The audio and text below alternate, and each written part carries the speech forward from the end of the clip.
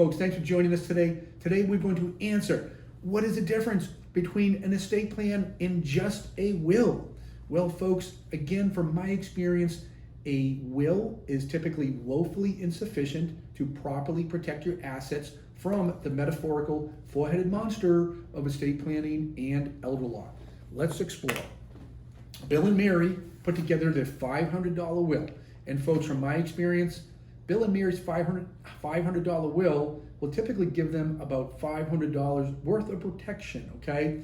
So from my experience, the metaphorical four-headed monster are usually the four big things folks are looking to avoid.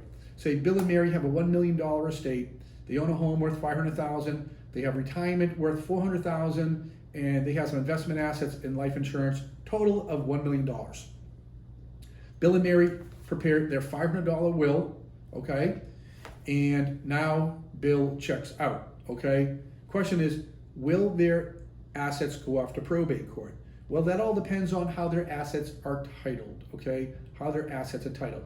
Maybe they will avoid probate court because Bill and Mary have their assets titled jointly with right of survivorship. But hold on, folks. All Bill and Mary truly did there was delay probate court, or what I refer to as the ugly milk crate, okay? So now Mary says, hey, Bill, wait for me. Make room on the big cloud up there for me. And Mary goes up to her cloud to join her beloved Bill. Now, when Mary dies, all assets are in her name individually, their home, their retirement accounts, their investment accounts, maybe even the life insurance, okay? And everything then goes off to probate court. So then the children come along with the ugly milk crate and the will gets filed at the probate court. And typically, from my experience, a will equals your admission ticket to probate court. So now the family, the children, are getting bit by the first-headed monster, which is probate court. They're now typically going to pay a probate attorney for the next year, maybe longer. Some cases, you hear cases 2 years, 3 years, 4 years, probate administration going on, where the family is paying by the hour, $300 an hour, $400 an hour, and they're billing by the hour, the meter is running, and the family is paying the probate legal fees for a year or two, or in some cases longer, because everything is tied up in the probate court, okay? And then let's take a look at the second-headed monster here, which is the estate death tax. If Bill and Mary had a taxable estate, we said here, in this case here, they had $1 million estate. Some states, there's about 12 states in the country that still have a state estate death tax. Here in the Commonwealth of Massachusetts, there's an estate death tax, and it has a very low threshold, about $1 million.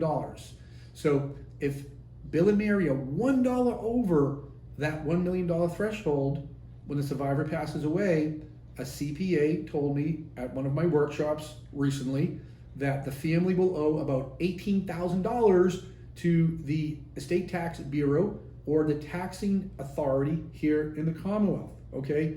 $1 over is about 18 grand owed to the tax man for the estate death tax, okay?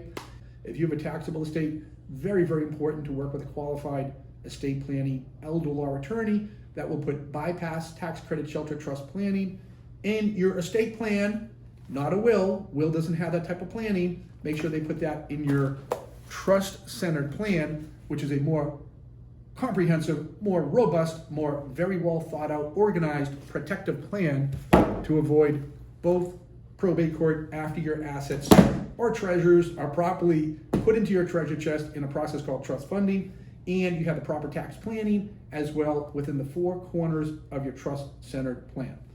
Folks, let's keep moving on here. Third-headed monster, financial creditors and predators. Now, Bill and Mary have 3 children. They love them dearly. Their names are Mo, Larry, and Curly. And if Mo, Larry, and Curly encounter times of turmoil, lawsuit, divorce, automobile accident, will, Senate plan, how much of their inheritance is exposed to their creditors? Unfortunately, folks, all of it, because there's an outright distribution in the palm of hands of Mo, Larry, and Curly. And if Mo, Larry, and Curly encounter those times of turmoil, they just expose their entire inheritance to their creditors in that situation. In comes trust-centered plan or the third-headed monster. Beware of the third-headed monster, second marriages, subsequent marriages, and children's times of turmoil. always recommend have your attorney put in what I call family bloodline protection subtrust language within your trust. That way, folks, you're giving your loved ones, you're giving your Mo, Larry, and Curly better than a gift. You're giving them what I refer to as a protected gift, a protected gift.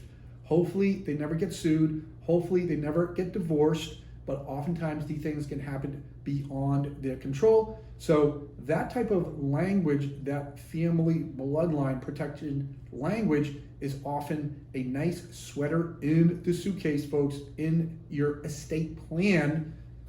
Big distinction between estate plan and will, okay? Will does not have asset protection. Lastly, folks, the fourth-headed monster, question to ask yourselves: if either you or your spouse became completely incapacitated, how would you pay for that $15,000 per month private paid nursing home? That's what nursing homes can cost as much in this area of the United States, Massachusetts, currently. In the year 2021, nursing homes are $15,000 per month, or in some cases more, folks report to us. I've heard numbers as high as $18,000 per month, private pay. Families are writing that check out each and every month.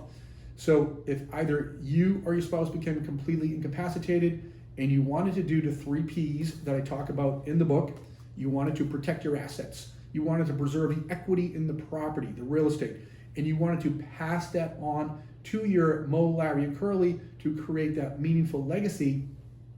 Fourth-headed monster, folks, under current Medicaid laws, you have to create this type of protection within your estate plan. How many years in advance to beat that 5-year Medicaid rule or that 5-year Medicaid look-back period? That is correct, folks. 5 years in advance, you need to get your treasures into your Medicaid treasure chest or your comprehensive, irrevocable Medicaid asset protection trust. Again, folks, that is an estate plan, and again, a will typically would not give you that level of protection. So the question you want to ask yourself, folks, what is your why? Did you work hard for what you have, and who do you want to protect it for?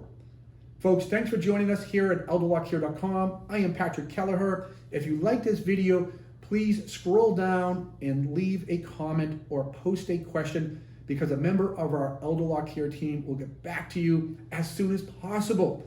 And folks, please always like, subscribe, and share the video with folks that you think could benefit from this information as well.